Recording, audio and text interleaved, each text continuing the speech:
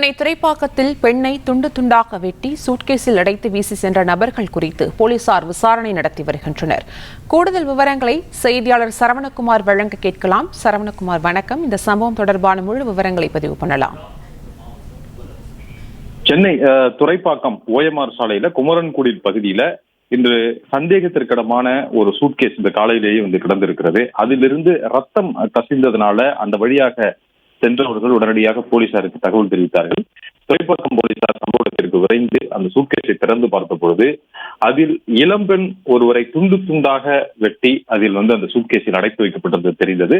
உடனடியாக போலீசார் அவற்றை கைப்பற்றி மருத்துவமனைக்கு அனுப்பியிருக்கிறார்கள். அதே வேளையில அந்த உடல் பாகங்களில் இருந்த அடையாளங்களை வைத்து யார் என்பது குறித்து தொடர்ந்து விசாரித்தார்கள். சென்னை முழுவதும் இளம் வயது பெண் யார் ஒருவராவது காணாமல் போயிருக்கிறாரா என அந்த அடையாளத்தை வைத்து விசாரணை செய்ததுல மணலி பகுதியைச் சேர்ந்த தீபா என்ற ஒரு 30 வயது மதிக்கத்தக்க பெண் ஒருவர் அங்கே காணாமல் போயிருப்பது தெரிய வந்திருக்கிறது. அவர் திருமணம் ஆகாதவர் என்றும் போலீசாருடைய விசாரணையில தெரிய வந்திருக்கிறது. இவரை யார் கொலை செய்தது, எதற்காக கொலை செய்தார்கள் என்பது குறித்து போலீசார் விசாரித்து வருகிறார்கள்.